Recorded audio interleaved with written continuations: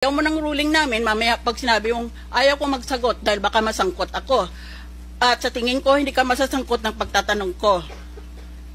At sabihin mong ayaw ko, mag-aapila ako sa chair ng committee. O kaya magre-recess kami.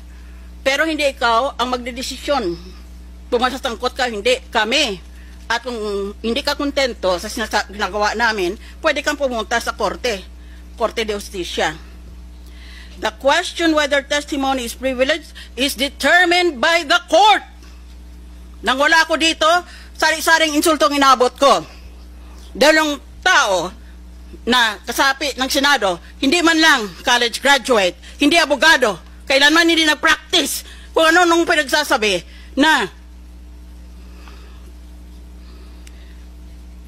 may kapangyarihan itong Senate Committee na magbigay ng immunity. Mali! Mali! Mali! Mali! Tapos akong insultuhin niya. Sistema ang pinag-uusapan natin, mang-insulto personal kagad para masaktan ako. Ano klaseng assembly ito? Now we are bound by the canons of civility and decency. The first rule in debate 101 is stick to the principles involved. Stick to the issues. Do not go into personalities. Kagad ang sagot niya sa akin ay tungkol sa personalidad ko.